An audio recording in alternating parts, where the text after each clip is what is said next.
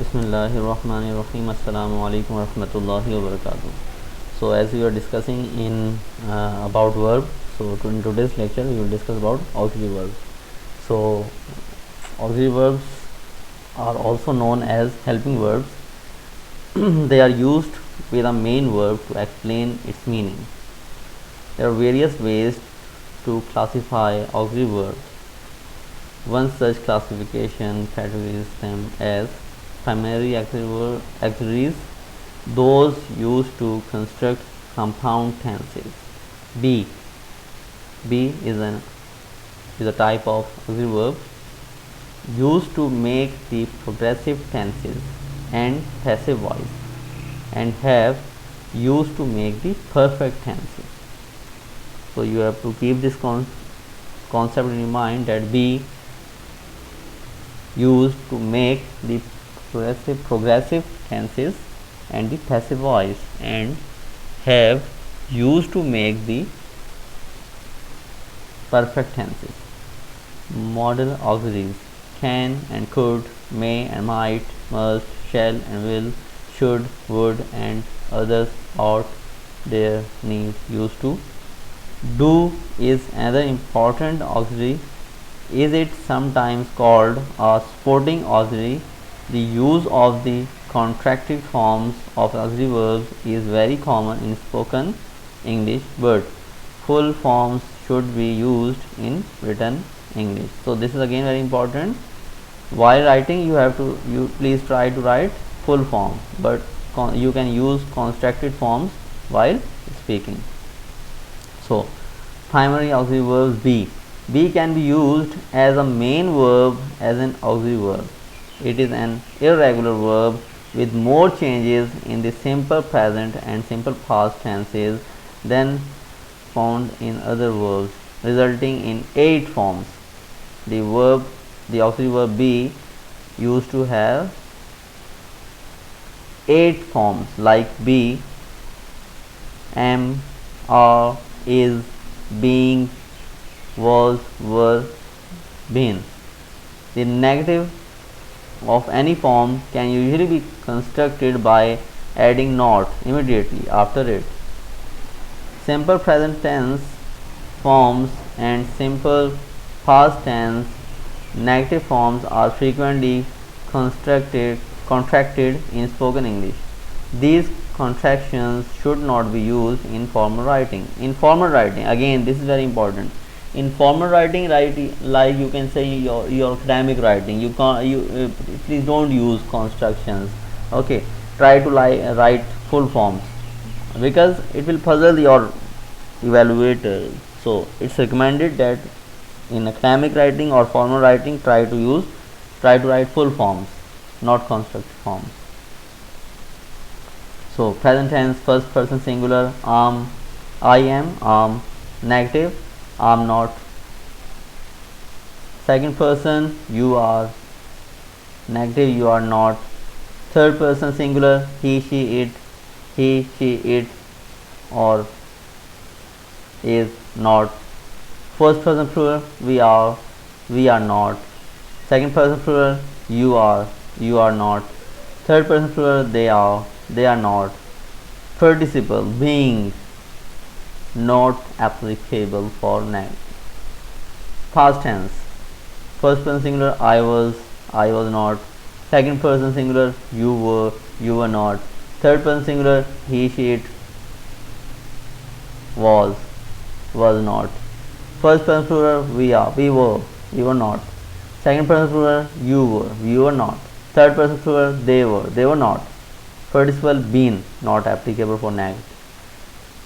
Questions are formed for the verb be by putting appropriate form of be before the subject. For example, I was thinking becomes was I thinking. The same happens in the contracted form. For example, I wasn't, because wasn't I. I'm not late becomes am I not late. But phrase aren't I late is used in the contracted form. Be as a main verb, role as a main verb. To describe feelings and states, components simple tense with an adjective. Illustrations: I'm happy. To describe people's behavior, progressive tense with an adjective: you are being silly. To refer future time, be with an infinite. Management announced that they are to hold a meeting with the workers.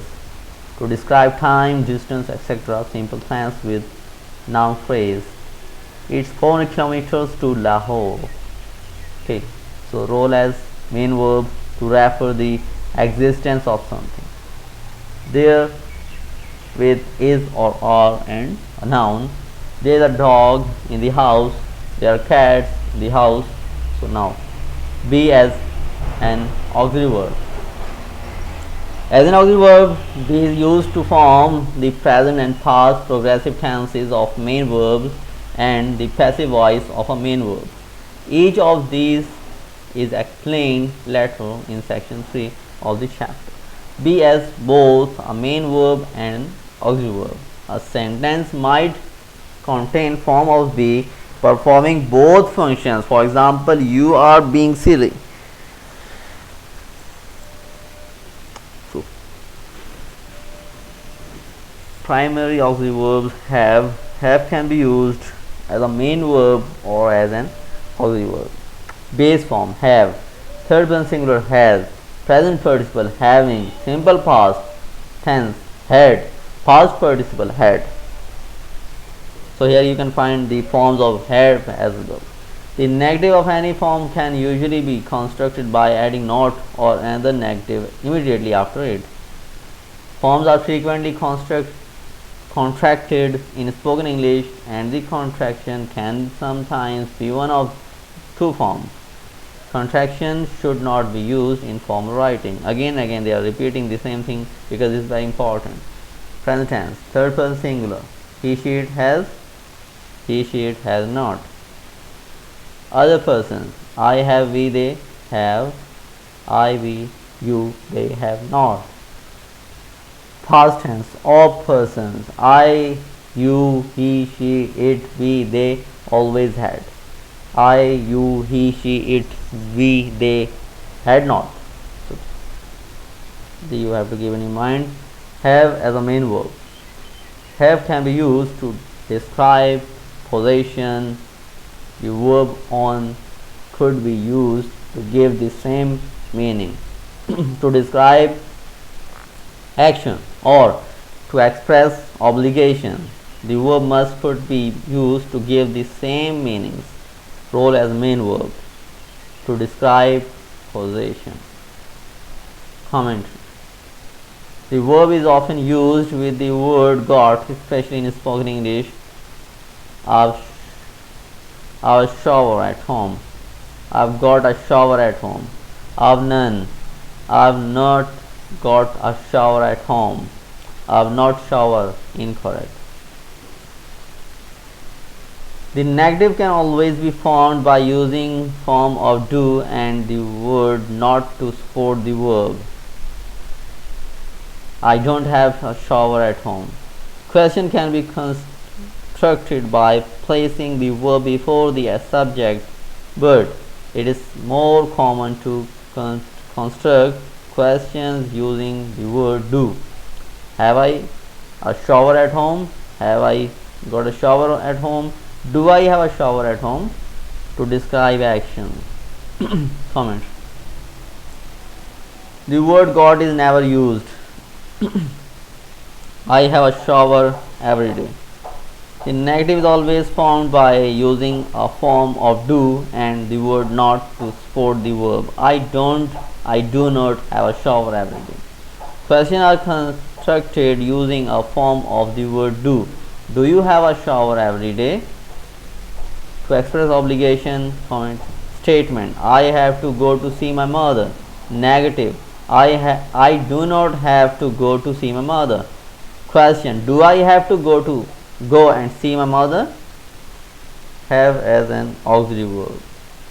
As an auxiliary verb, have is used to form the present and past perfect tense main verb. These are explained later in section 3 of the chapter. have as both a main verb and auxiliary verb. A sentence might contain form of have performing both functions. For example, I have had enough. The verb do. Do can be used as a main verb or as an auxiliary verb. Do, base form. Third person singular does. Present participle doing. Simple past tense did. Past participle done. So these are the forms of different forms of the verb do. The negative of any form can usually be constructed by adding not or another negative immediately after it. Only negative form can be contracted. Do not to don't, does not to doesn't, did not to didn't. Do as a main verb. Do as a main verb can be used with modal verbs. Do is used as a main verb to mean performing or carrying out a task. For example, I am doing the ironing. Do forms negative and question like all other main verbs. For example, I am not doing ironing. Am I doing the ironing? Do as an auxiliary verb. Do as an auxiliary verb is not used with modal verbs. Only simple present tense and simple past tense are used as an auxiliary verb. The main uses of do as an auxiliary verb are as follows. Role as an auxiliary verb. The form, the negative in simple tenses. I watch television. I do not watch television. I paint the wall. I do not paint the wall. I did not paint the wall. But to form question, do you watch television? Did you paint the wall? To form negative commands, don't watch television. To allow emphasis, I did paint the wall. To as both main verb and auxiliary verb. A sentence might contain form of do performing both functions. For example, did you do that? Now, modal auxiliary verbs. Introduction. Modality allows speakers to attach expression of belief, attitude, and obligation to statements. Modal verbs are used to indicate likelihood, ability, permission, and obligation.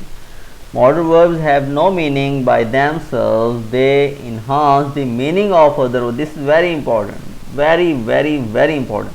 Modal verbs have no meaning by themselves. Modal verbs have no meaning by themselves. Modal verbs have no meaning by themselves. They enhance the meaning. They enhance the meaning. They enhance the meaning of other verbs. Again, very important. This statement is very important. Okay, so facts about modal verbs. Modal verbs are used in compound tenses and not in simple tenses. Modal verbs are not used with do when it is used as an auxiliary. Modal verbs have a single form. For example, they don't have participle forms.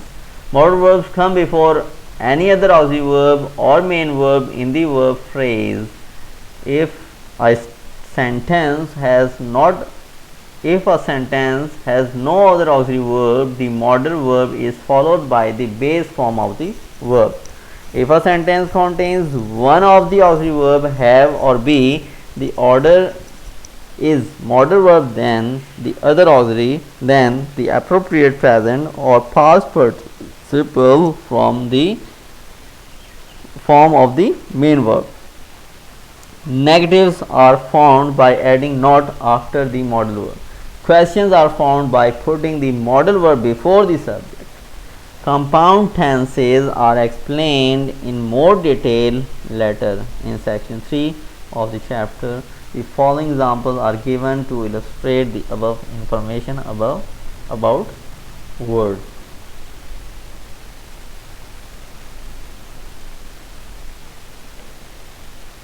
So, modal verbs and word order. Sentence with no other auxiliary. I will go to the match. Sentence with be. I will be going to the match. Negative. I will not go to the Match. Question. Will I go to the match? So this is just for your knowledge. Shall and will. These verbs are used to form future tenses. Use of will. Illustration. To refer to future action, I will arrive on Tuesday. I will not arrive on Tuesday. To make a promise, I will sort that out. I will not let you down. In the past, shall was always used for statements in the first person and will for statements in the second or third person. This is no longer common practice. However, shall is still considered to be the correct verb for asking questions in the first person with I or we, but not a common practice right now. Now, use of shall to refer to future action. I shall arrive on Tuesday. I shall not arrive on Tuesday. To make a suggestion or an offer, shall we begin? Shall we begin? No negative form in this use. Okay. To make a promise, I shall sort that out. I shall not let you down. In practice, will can almost always be used instead of shall. Shall is not used much in modern English. Both shall and will can be used to refer to a future action. Shall is used as a stronger word than will. Its use implies a greater degree of certainty that something will occur or stronger intention to do something. A point of interest. In the future you will study, so this is related to some other rules. Now, can. Use of can to indicate ability. I can swim, I cannot swim. To express opportunity, I can see you now, I can't see you now. To express permission, Fahad said that I can stay at his house tonight. To make request, can I borrow your pen please? To refer to possibility, anybody can be successful as long as they work hard. Could. Use of could. To refer to possibility, I can do tonight, I could go tonight. To indicate ability in the past, I could run very quickly when I was younger. To make a suggestion, you could hold the meeting in Karachi. To make a request, could we come next Monday? To make a conditional statement, we could come to you next week if we have finished our work here. May. To refer to possibility, I may be able to see you next week. To ask permission, may I come to see you next week? To give permission, yes, you may come to see me next week. Might. To refer to possibility, I might be able to see you next week. To make a conditional statement, we might come to you next week if we have finished our work here. To make a suggestion, you might like to try the cake. To make a request, might I have a word with you? So these are the examples. Now, must. Use of must. To express obligation, I must visit my family this weekend. To express certainty, this must be the right place. To express necessity, I must study hard if I am to pass this exam. To forbid, you must not do that. To make a strong recommendation, you must go to see that movie. Should. To make a recommendation, you should go to see that film. To express an obligation, you should phone your parents every day. To express regret, I should have gone to that lecture. To express expectation, I should be there sometime after lunch. Would. As the past tense of will, I said that I would do that. To refer to past action, I would often climb trees when I was a child. To make a conditional statement, I would go to soccer if I had the time. Or to make a recommendation, you ought to exercise more. To express expectation, my son ought to have received the case by now. To express probability, my son ought to receive the case tomorrow. To express regret for not doing something, I ought to have sent the case sooner. Need. Need has characteristics of modal verb and a main verb. As a main verb, need is a regular verb used to mean require or must have. Negative are formed using do not or does not. Question are formed using do or does. Need as a main verb statement: I need a drink, he needs a drink. Negative: I do not need a drink, he doesn't need a drink. Question: do you need a drink, does he need a drink? Now, as a modal verb, need is used to form questions and negative. All modal verbs have a single form. Need as modal verb: negative: I need not do that, he need not do that. Need I do that. Question: need he do that? Used to. The phrase is used in three different ways to mean accustomed to. For example, I am not used to this, I am not used to this heat. In its literal form, for example, this knife is used to cut meat. As a modal verb, it is only found in the past tense. It is used to describe actions that happened or a state that existed in the past but which no longer do. Negative are formed using did not. Question are formed using did. Used to as a modal verb statement: you used to play hockey, he used to go college in Karachi. Negative: you did not used to play hockey, he did not used to go to college in Karachi. Question: did you used to play hockey, did he used to go to college in Karachi? So these are all about modal verbs.